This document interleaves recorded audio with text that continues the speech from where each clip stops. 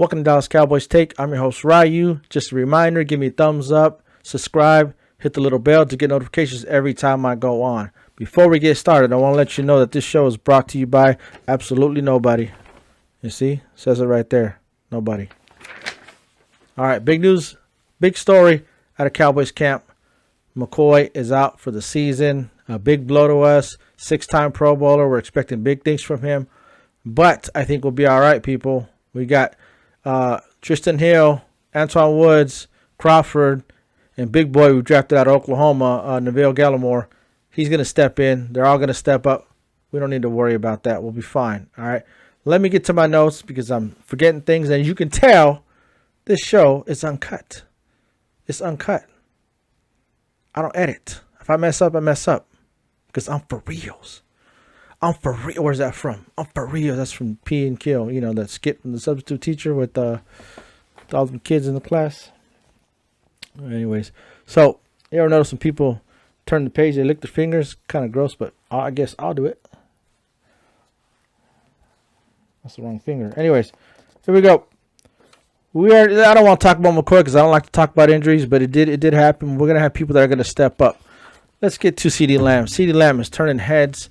Friday, he had this spectacular catch, this over-the-shoulder boulder holder catch. It was just, you like that, huh? Over-the-shoulder boulder holder. That's an old-school term.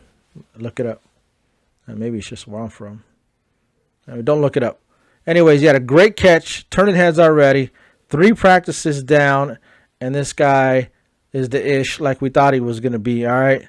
So we don't have to worry about Cee Dee Lamb. He could play all 3 positions. Coach Mike McCarthy, everybody's ranting and raving about this guy. Solid guy. We're not even going to spend a whole lot of time talking about him because we know what he can do. All right? We're going to go to some rumors that we've heard about, and there may be one that you might not heard about because I got credible sources.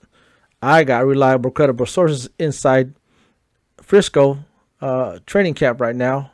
What's going on right now? Right now, what's going on? I got reliable, credible sources. Let's start with that then. My reliable, credible source is telling me Luke Gifford. Do you remember Luke Gifford from last year? Balling out, turning heads. He's a linebacker. He was turning heads, and then he turned his ankle. Then he was out for the season. Well, he wasn't out for the season, but he came back late. Well, Luke Gifford's back at it again. He's balling. He's turning heads. And what I'm hearing from my reliable, credible source, let me tell anybody, I got credible. He's telling me Luke Gifford, do not be surprised if Luke Gifford takes 50% of the snaps away from Sean Lee. And I have no idea why I'm talking so fast, but I get excited about this stuff. Luke Gifford, remember that name? You heard it here first.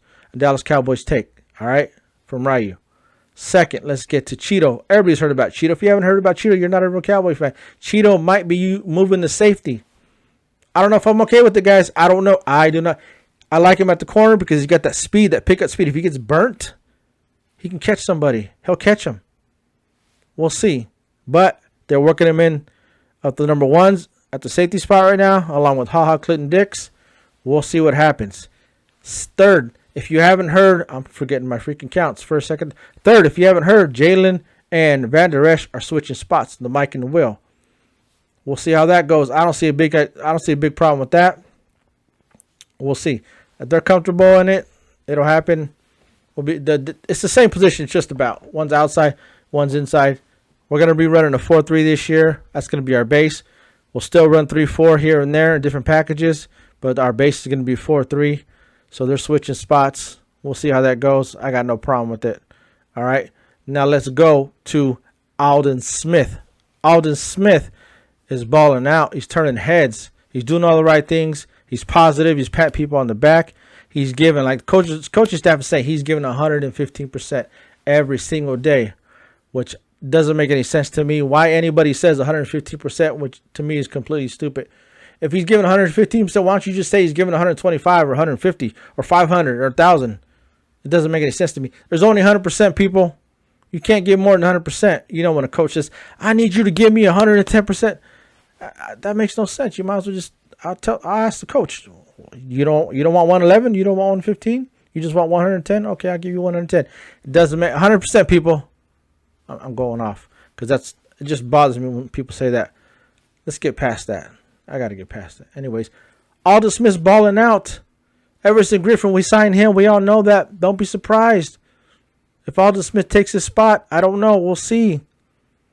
Aldon Smith, if he goes back to what he was 5 years ago, we got the steal of the century. I like to repeat myself. Can you tell? We got the steal of the century, people. We'll see what happens. D-Law. We know what he can do. He didn't have a good year last year, but we know what he can do. All right. His wife made him cut into training camp. His wife didn't want him home anymore. His wife and my wife have something in common. She wants me out of the house most of the time. She hates that. She would tell me the same thing. She'd be like, you got to go. You got to go to work. So, D-Law, he's doing all right right now from what I'm hearing. He's taking it easy. McCoy was taking it easy, but he was looking in shape, looking like really, really slim and worked out during the summer. Poe is more of a load management guy, so he's chilling. He's taking it easy right now. We'll be all right with that. I'm okay with that. So let's get to the overall defense. And the reason why I'm going to talk about this is because it's a big deal. Last year, if you didn't know, Cowboy fans, and if you didn't know, you're not a Cowboy fan, not a true one, not a diehard like yours truly. But we were 31st in interceptions last year. All right? In 2 practices, not counting today's practice, in 2 practices, we've already intercepted the O 3 times. Some people might say, well, it's just training camp. It's not a big deal. It is a big deal for us because we can't intercept people for shit. All right. And it has to do with Mike Nolan's defense because he is disguising his packages, disguising his blitz, disguising his coverages. 2 safeties become 1, 1 becomes 2. Blitzing off the edge. We have twists. We have stunts.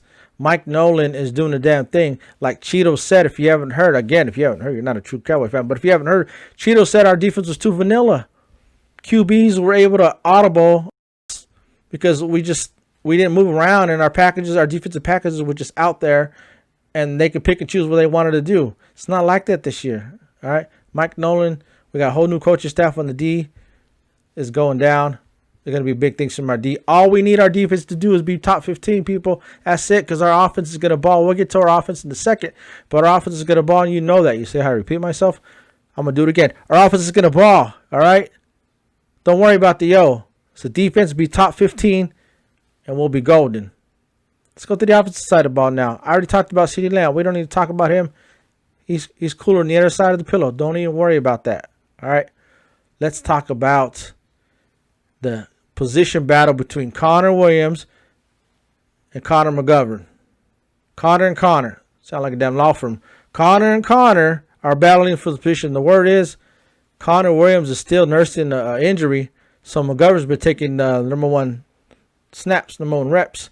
I don't know why. I kind of turn my head to the side a little bit when I talk. But there's a battle between these 2 guys. All right. One thing I can guarantee you. One thing, and this is coming from my reliable, credible source. Connor's going to win that position. No doubt about it. Because they're both Connors and they're battling for the position. All right. Let's get past that. All right. Let's go to Mike McCarthy. The whole team. What they're talking about right now is that the coaching philosophy, the atmosphere, the attitudes this year compared to last year and the years before is completely different because we don't have Coach Clapper there anymore. And you know what I mean by Coach Clapper, Coach Garrett. All right. It was crazy. We would have a face mask calling us. We lost 15 yards and he's over there clapping. I couldn't stand that. No more Coach Clapper. Okay.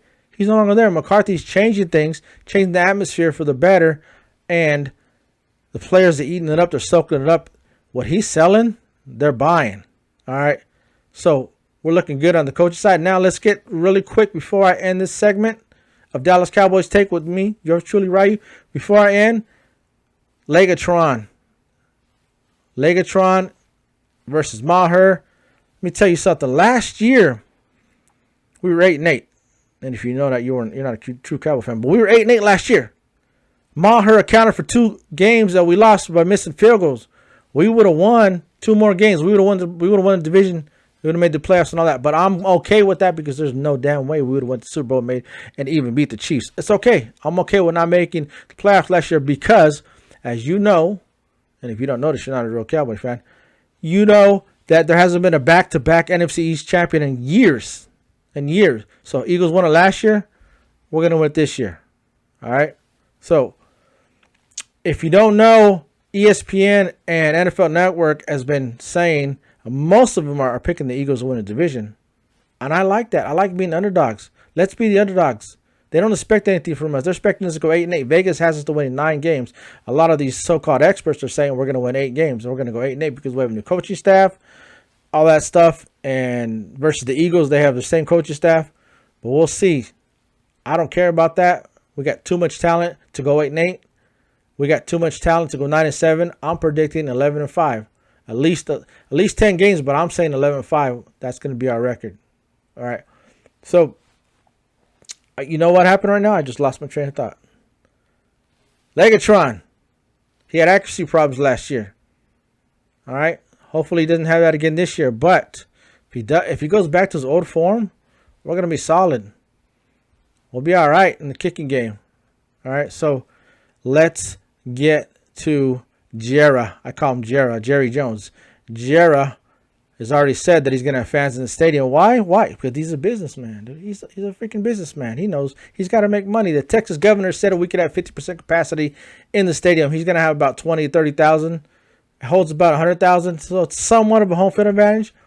But as long as we get some butts in the seats, some fans in there, we have a little bit of home field advantage. As you know, the Redskins, I call them Redskins. They're the Redskins. Mama call them Clay. I'm going to call them Play. If you don't know where that movie's from, Coming to America. Remember when he said that? They're called the Redskins until they change their name. So I'm going to call them the Redskins. They're not going to have any fans. The Giants aren't going to have any fans. The Eagles said they weren't going to have fans.